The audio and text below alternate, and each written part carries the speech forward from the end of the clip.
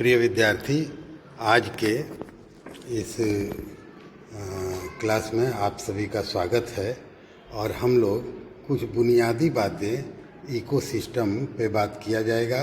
आज हम लोग इकोसिस्टम इकोलॉजी पर विचार करेंगे, परंतु यह ध्यान रहे कि इकोसिस्टम इकोलॉजी की बात जब आपके सिलेबस में आती है तो यह एक ब्रॉड हेडिंग है जिसके अंतर्गत क्या क्या पढ़ना है आता है। जैसे आगे के जब क्लासेज में चलेंगे तो कॉन्सेप्ट ऑफ इकोसिस्टम आ जाएगा, या फिर ट्रॉफिक स्ट्रक्चर आ जाएगा, या फूड वेब फूड चेन के नाम से वहाँ पर आएगा। तो इस प्रकार से ये चीज़ें एक एक करके आएंगी, या स्पीशीज इंटरेक्शन जो पहले में हम लोगों ने देखा था वह भी है इकोसिस्टम इकोलॉजी का एक पार्ट। पर हम लोग यहाँ पर विशेष तौर से कुछ बुनियादी बात जो इसके अंतर्गत आएगी उस पर आएंगे। और एक बात और बता दें यहाँ बड़ी स्पष्ट करके कि देखिए, नेचर में एक हायरार्की बनी हुई है। हायरार्की माने पहली सीढ़ी, फिर उसके अगला स्टेप, फिर उसका अगला स्टेप, फिर उसका अगला स्टेप, इस तरह।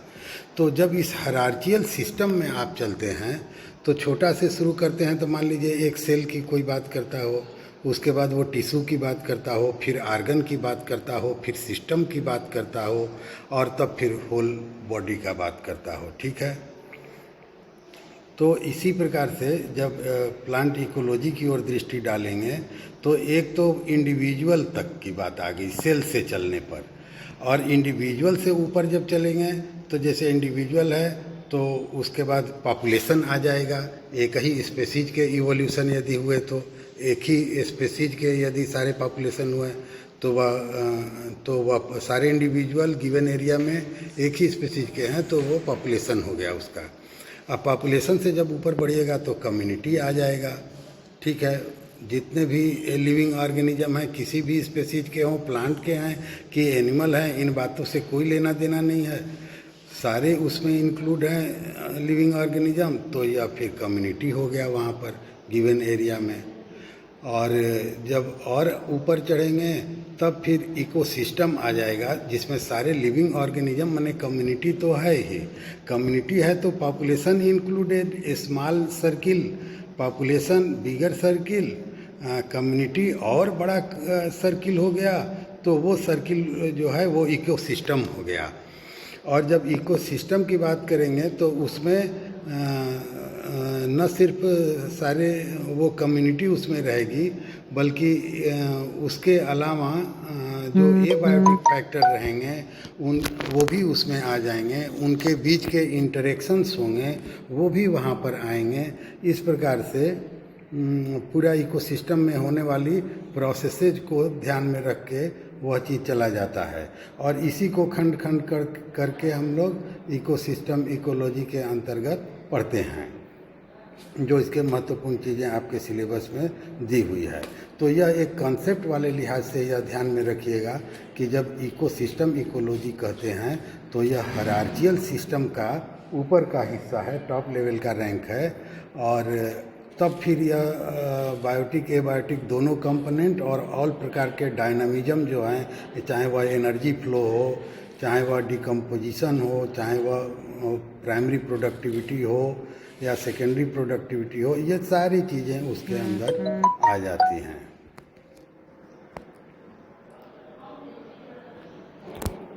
तो इस प्रकार से हम लोगों ने ये देखा। ठीक है। अब इसके बाद अगला पॉइंट यह है कि इकोसिस्टम इकोलॉजी पढ़ने चले हम तो सबसे पहले हम लोग को जानना चाहिए कि भाई इकोसिस्टम क्या है और who is the father of the ecosystem. तो आर्थर टेंसली नाम का जो वैज्ञानिक है 1935 में, यह एक ब्रिटिश इकोलॉजिस्ट थे और इन्होंने ही कॉइन किया term ecosystem.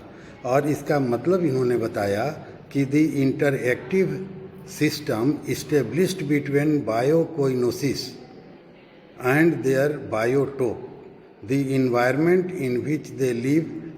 Ecology thus becomes science of study of ecosystem. तो देखिए जो ये कॉन्सेप्ट इकोसिस्टम का जो आया, यह टेंसली साहब ने दिया 1935 में। अच्छा, इसके अंतर्गत जैसे बायो कोइनोसिस दिया गया था, the group of living creature, ठीक है ना। तो वो जो कम्युनिटी हम बोले थे उसको बायोटॉप, उस तरह से देखिए 1935 की ये बात है, तो वो कम्युनिटी हो गया। और ए बायोटिक फैक्टर को भी उसमें इंक्लूड कर लेना है, and the environment in which they live, जिस इन्वायरमेंट में वो लिव करते हैं। तो इन दोनों के बीच एक इंटरएक्टिव सिस्टम जो है वह है इकोसिस्टम। और तब बाद में लोगों ने कहा कि actually ecology is nothing but study of ecosystem, यह कॉन्सेप्ट का इनलार्जिफिकेशन है। अच्छा, अब एक बात यह विचार हम लोग करें कि ठीक है इकोसिस्टम के बारे में इन्होंने ये कहा, लेकिन कौन बड़ा वाला इकोसिस्टम है, कौन इकोसिस्टम है, कौन आर्टिफिशियल इकोसिस्टम है, कौन नेचुरल सिस्टम है। तो सामान्य तौर पे यदि बांटने का मन हो तो एक्वेटिक और टेरेस्ट्रियल ये दो इकोसिस्टम कह दे आदमी, ठीक है। और आप चाहें तो इसे और छोटे छोटे टुकड़ों में बांट सकते हैं। आप fresh water ecosystem and marine ecosystem भी कह सकते हैं, ठीक है। तो इसके अलावा इसी प्रकार से टेरेस्ट्रियल रेन फॉरेस्ट इकोसिस्टम, और नहीं तो खेती होने लगा तो क्रॉप इकोसिस्टम भी लोग कह दिए, फिर ग्रासलैंड इकोसिस्टम भी कह दिए। तो ये एक बृहद पैमाने पे जो बड़ा वाला इकोसिस्टम है, जिसे बायोस्फीयर के नाम से मान लीजिए जानेंगे, बायोस्फीयर शब्द नहीं लगेगा, ठीक है ना। बायोटिक फैक्टर दोनों के इसमें कंसीडरेशन रहते हैं, इंटरैक्शन रहते हैं। तो वह एक बड़ा सा इकोसिस्टम की आप कल्पना कर सकते हैं। तो इस प्रकार से इकोसिस्टम को अपने पढ़ने के कन्वीनियंस से, और यह कि हम कंपैरिजन कर सकें, और यह कि हम बेहतर एक दूसरे में विभेदन कर सकें, इसके लिए इसको अलग अलग फ्रेश वाटर इकोसिस्टम और एक्वेटिक और terrestrial marine ecosystem, lake ecosystem, estuary ecosystem, ऐसे ऐसे एक ही चीज़ में मैनग्रोव इकोसिस्टम, तरह तरह के आप जितने नाम दें वो थोड़ा सा छोटा करके तब उसके अंदर जब उस इकोसिस्टम में पढ़ते हैं तो उसके कैरेक्टरिस्टिक्स पढ़ने में आदमी को सरलता होती है। इस विभाग से इस लिहाज से कंपार्टमेंटलाइजेशन कर दिया गया है, कभी हैबिटेट के आधार पर, क्योंकि हैबिटेट से ढेर सारे प्रॉपर्टीज वहाँ के सब बदल जाया करते हैं, तो इस लिहाज से ये किया गया है। तो बड़े इकोसिस्टम से ये छोटे छोटे नाना प्रकार के इकोसिस्टम भी ला दिए गए हैं। अब देखिए उसी को थोड़ा बेहतर ढंग से यहाँ पे कहा गया, an ecosystem is a community of living organism in conjunction with the non living component of their environment interacting as a system, ठीक है ना। वही बात छोटा में और सटीक तौर पे। This biotic and abiotic component are link together through nutrient cycles and energy flow.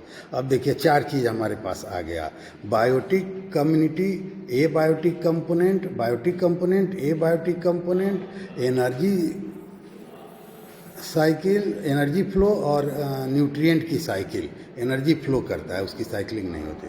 अब ये चार चीज़ हमारे सामने आ गए। Energy enters the system through photosynthesis and is incorporated in the plant tissue, हम जानते हैं ये प्राइमरी प्रोडक्टिविटी हो जाएगा। By feeding on plant and on one another animal play an important role in the movement of matter and energy through this system. इस system से matter और energy के फ्लो करने की व्यवस्था इस प्रकार से बनती है। They also influence the quantity of plant and microbial biomass present. By breaking down the organic matter, decomposition release carbon back to the atmosphere and facilitate nutrient cycling by converting nutrient stored in the dead biomass back to a form that can be readily used by plant and other microorganism। तो कहने का मतलब कि energy की flow, energy का fixation, eating and being eaten के द्वारा कैसे एनर्जी फ्लो करेगा, कैसे न्यूट्रिएंट की साइकिलिंग होगी, कैसे ऑर्गेनिक मैटर का डिकम्पोजिशन होगा, और फिर वो इन्वायरमेंट में वो मिल जाएगा। तो इस प्रकार से यह चारों क्रियाएं, बायोटिक, एबायोटिक और उसका इंटरेक्शन, और कैसे इंटरेक्शन होगा, कैसे वो लिंक हैं, तो nutrient cycling and energy flow के द्वारा, और फिर एनर्जी डिसिपिटेट करेगा क्योंकि यह फ्लो करता है इन्वायरमेंट में, और न्यूट्रिएंट की साइक्लिंग हो जाएगी, जगह जगह अपने स्थान पे वो पहुंचेगा। तो यह बुनियादी इकोसिस्टम का कंसेप्ट आया और ये चीज़ें इसके अंदर इंक्लूड होके आ गई। अच्छा, ecosystems are controlled by external and internal factor. External factor which is such as climate, parent material which forms the soil and topography control the overall structure of an ecosystem but are not themselves influenced by the ecosystem। यह external factor हुआ, ये वो factor नहीं influence हो रहा है, ठीक है ना। Unlike external factor, internal factors are controlled, for example, decomposition, root composition, shading, disturbances, succession and type of species present। तो कहने का तात्पर्य यह है कि ये वो बाद में जो आपको बताया गया डिकम्पोजिशन वगैरह, तो ये वो फैक्टर हैं जो कि ये आपस में एक दूसरे को रेगुलेट करते हैं by the process of interaction with among themselves.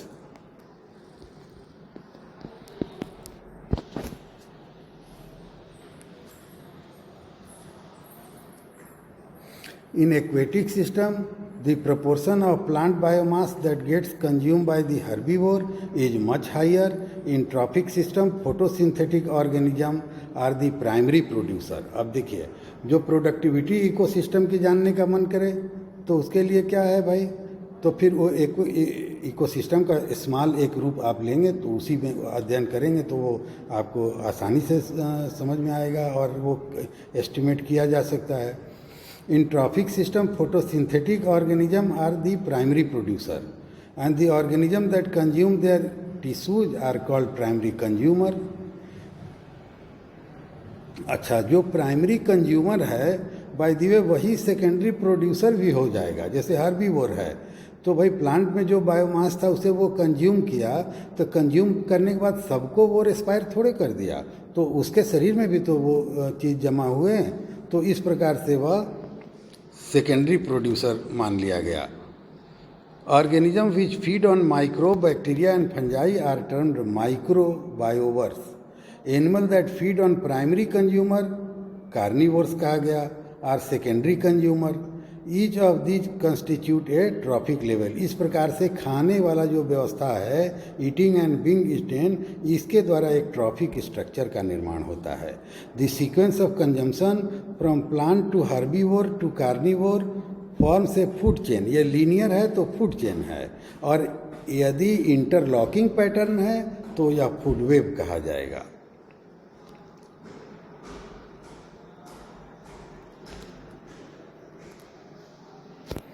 Biodiversity के क्या फंक्शन हैं?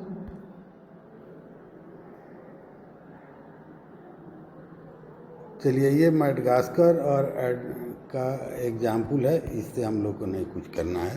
फंक्शन ऑफ बायोडाइवर्सिटी का तात्पर्य यह आ जाता है कि बायोडाइवर्सिटी आपस में इंटरेक्ट करते हैं ना, तो जब ये आपस में इंटरेक्ट करते हैं तो यह इकोसिस्टम जो है वहाँ के माइक्रो हैबिटेट इत्यादि को कंट्रोल भी करते हैं, ऑर्गेनिज्म को कंट्रोल करते हैं, उनके पॉपुलेशन को कंट्रोल करते हैं, P/R1 बनाने का कोशिश करते हैं, और एनर्जी अधिक समय तक ईटिंग एंड बीइंग ईटेन में स्टे करे बायोलॉजिकल ऑर्गेनिज्म के अंतर्गत ऑन डिफरेंट स्टेप्स, इसके लिए वह विविधता किए रहते हैं। तो जितने डाइवर्स रहेगा, जितने इकोसिस्टम और फूड वेब डाइवर्स हो जाएगा, उनके अंदर स्पीशीज डाइवर्सिटी या बायोडाइवर्सिटी बढ़ेगी, तो उतने देर तक एनर्जी जो प्रोड्यूसर के द्वारा इंटर किया सिस्टम में वो लंबे समय तक रहेगा और इकोसिस्टम को मेंटेन करेगा।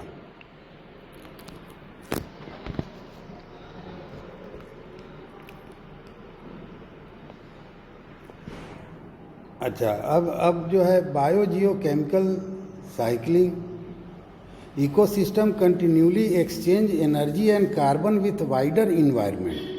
Mineral nutrients, on the other hand, are mostly cycled back and forth between plant and animal microbes and the soil. Most nitrogen enters ecosystem through biological nitrogen fixation as deposited through precipitation, dust, gases और as applied as fertiliser. Since most terrestrial ecosystems are nitrogen limited, nitrogen cycling is an important control on ecosystem production. तो देखिए ये कैसे इसकी cycling होने लगती है, कहाँ से बायोलॉजिकली फिक्स हुआ और फिर कैसे among the animal, plant and soil ये कैसे घूम रहा है. ये बायोजियो केमिकल साइकिल है.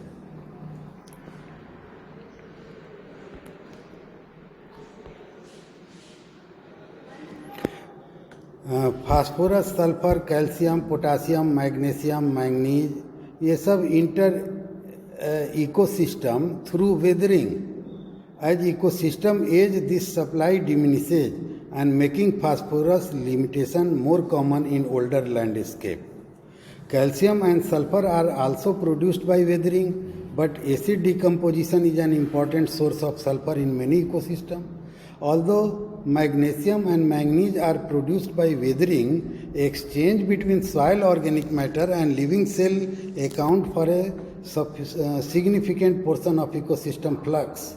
Potassium is primarily cycled between living cell and soil organic matter.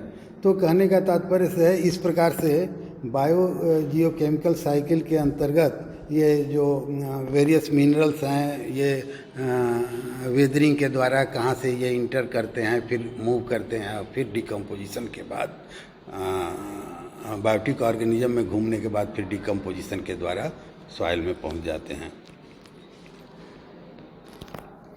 अच्छा, इकोसिस्टम स्टडी में देखिए एक ये लेटेस्ट आइडिया आया है कि गुड्स एंड सर्विसेज का अध्ययन किया जाए. देखिए जहाँ नेचर है वहाँ तो गुड एंड सर्विसेज की बात नहीं आती है, लेकिन जब मनुष्य के द्वारा बनाया हुआ अर्थतंत्र सामने आता है, जब हम एक दूसरे के लिए कुछ करते हैं तो तुरंत देखिए गुड्स एंड सर्विसेज हो जाएगा. अब मान लीजिए हमारे द्वारा जो सर्विस किया जा रहा है या एक पार्ट हुआ या सर्विस किया जा रहा है, ठीक है, तो इस प्रकार से जो कुछ भी इकोसिस्टम के अंदर या आर्टिफिशियल मैन मेड वाली बात हुई, पर जब इकोसिस्टम हुआ तो ज़रा आप सोच के देखिए कि घर में आपने कपड़ा धुला और दौड़ के जाके उसको आपने छत पे सुखाने के लिए टांग दिया और वो सूख गया, ठीक है ना. तो यह इकोसिस्टम सर्विसेज के अंतर्गत आना चाहिए. तो यह तो एक पार्ट हुआ. फिर ढेर सारा फोटोसिंथेसिस के द्वारा प्राइमरी प्रोड्यूसर्स जो मटेरियल हमको उपलब्ध करा रहे हैं उसका भी ध्यान रखना पड़ेगा. तो इस प्रकार से जितने भी प्रकार का लाभ हम इकोसिस्टम में प्राप्त करते हैं नेचर के द्वारा प्रदत्त है हमें, उन सब को यदि विचार किया जाए तो उनसे प्राप्त होने वाले सामान, गुड्स और सेवाएं, ये दोनों को भी इंक्लूड करना चाहिए. देखिए ये बात इसलिए आया है कि ये रहा तो आरंभ से ही है, पर फोकस में ये कैसे आया, इकोलॉजी और इकोसिस्टम का ये फोकस्ड एरिया है, इकोसिस्टम गुड्स एंड सर्विसेज. क्यों ऐसा है कि एंथ्रोपोजेनिक एक्टिविटी के कारण मैन और मशीन ये दोनों एक दूसरे के कंधे पे चढ़ के बड़ी तेज़ी से एंथ्रोपोजेनिक एक्टिविटी द्वारा डिस्ट्रक्शन का काम कर रहे हैं. हल्का फुल्का डिस्ट्रक्शन तो इकोसिस्टम रेजिलियंस के द्वारा वो रिकवर हो जाता है, पर जब मैन मशीन को लेके दौड़ पड़ता है तब यह काम होने में दिक्कत हो जाती है. इनकी पॉपुलेशन इतनी बढ़ गई है, डेवलपमेंट रिक्वायरमेंट इतना है, एनर्जी का कंजम्पशन इतना है, तो इसके लिए एंथ्रोपोजेनिक एक्टिविटी से बहुत तहस नहस और पॉल्यूशन हुआ है और यह माना जा रहा है कि आदमी का खुद का अस्तित्व संकट में आ जाएगा. तब लोगों ने इकोसिस्टम के गुड एंड सर्विसेज का कॉन्सेप्ट ला के इस मैन मेड ह्यूमन मेड जो इकोनॉमी है, अर्थतंत्र है, उस अर्थतंत्र से इकोसिस्टम या नेचर का शेयर खींचने का प्रयास किया गया कि यहाँ से आप इतना पार्ट दीजिए और फिर वह हम इकोसिस्टम को रिस्टोर करने के लिए लगाएंगे. आप इकोसिस्टम के गुड्स एंड सर्विसेज को फ्री का मान के खूब अंधाधुंध जो है डैमेज किए जाइए, ऐसा नहीं चल सकता है. तो यह भी एक बहुत लेटेस्ट टाइप का टॉपिक इकोसिस्टम के अंतर्गत आया.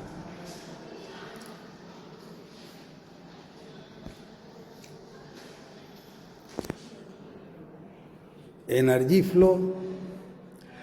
एनर्जी पहले तो वह प्लांट के द्वारा, प्रोड्यूसर के द्वारा आता है और उसके बाद फूड चेन और फूड वेब के द्वारा यह एनर्जी फ्लो करना शुरू हो जाता है ट्रॉफिक स्ट्रक्चर में, ठीक है।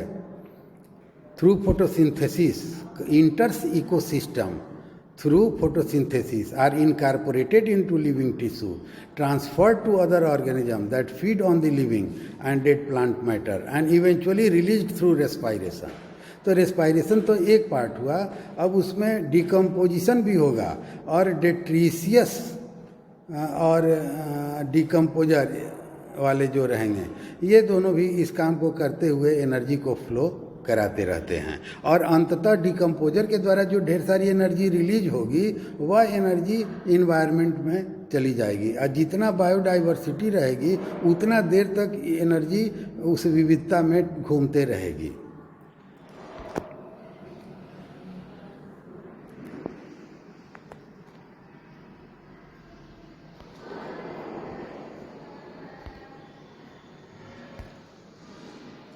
अब इन्हीं चीज़ों का डिटेल है जो कि आगे के क्लासेज में हम लोग देखेंगे। अब यहाँ पर एक छोटा में देखा जाए तो क्या इकोसिस्टम इकोलॉजी अपने अंदर समावेशित करता है, तो ये समावेशित करता है primary production, energy flow, decomposition, nutrient cycling, function and biodiversity and ecosystem के कंपोनेंट्स की डायनामिक्स और प्रोसेसेस जैसे इकोसिस्टम डेवलपमेंट मन इकोलॉजिकल सक्सेशन। तो ये इतने पार्ट इसके अंतर्गत आते हैं और इकोसिस्टम इकोलॉजी में जो एडिशनल ऐड किया गया है अब वह है इकोसिस्टम गुड एंड सर्विसेज और ecosystem management and threats caused by the humans. तो देखिए ये तीन जो एस्पेक्ट है इकोसिस्टम इकोलॉजी में ये इंट्रोड्यूस किए हैं। यह है ecosystem good and services, ecosystem management and threats cause to the human. तो इस प्रकार से इसके विभिन्न एस्पेक्ट हैं और स्पीशीज इंटरेक्शन जो हम लोग पहले पढ़े हैं क्या क्या रिलेशन सिम्बायोसिस और एंटीबायोसिस के होते हैं वह उसके इंटरेक्शन को दिखाता है। यह एक डायनामिक सिस्टम है। जब सॉइल की बात करते हैं तो सॉइल में माइक्रोब्स के आधार पर उनकी फर्टिलिटी निर्धारित होती है, उसके प्रॉपर्टीज अनेक निर्धारित होते हैं। तो ये सारी चीज़ें जो है ये सब इकोसिस्टम इकोलॉजी के अंतर्गत हमें देखना रहेगा। इसके स्ट्रक्चर जब जानना रहता है तो बायोटिक कंपोनेंट के अंतर्गत सबको इंक्लूड किया जाता है। तो ये हुआ दोस्तों एक जनरल एस्पेक्ट इकोसिस्टम के बारे में। फिर एक बार जाते जाते मैं आपको याद दिला दूं कि ecosystem goods and services, ecosystem management और threats caused by the human, यह मॉडर्न एस्पेक्ट इसमें इंक्लूड किया है और इस पर हमें ध्यान देना चाहिए। ये हमारे आगे के टॉपिक्स भी ऊपर वाले के साथ ये सब हमारे आगे के टॉपिक्स भी बनते जाएंगे इंडिपेंडेंट डील करने का। और ये जो तीन मैं बताया गुड सर्विसेज, इकोसिस्टम कैसे मैनेज करें, माने सस्टेनेबल मैनेज कैसे हो जाए, आदमी के पक्ष में आ जाए, ठीक है ना। वरना वो कालिदास वाली हाल है कि अपने पैर पर ही कुल्हाड़ी मारा जा रहा है, उसी ब्रांच को काटा जा रहा है। तो उसी में आया इकोसिस्टम मैनेजमेंट सस्टेनेबिलिटी लाए कि आदमी अपने लॉन्ग टर्म गेन पर ध्यान दे। और थ्रेट्स काज्ड बाय ह्यूमन, यह तब तक आप नहीं कर सकते हैं जब तक कि यह पहचान न पाएँ कि आखिर एंथ्रोपोजेनिक एक्टिविटी के कारण किस प्रकार के थ्रेट्स बन रहे हैं। तो ठीक है दोस्तों, आज के इस क्लास में यह एक जनरल बातें हुई जिसमें कि इकोसिस्टम की बात करी गई। इकोसिस्टम इकोलॉजी, इसके अंतर्गत इस प्रकार की चीज़ें आएगी। धन्यवाद।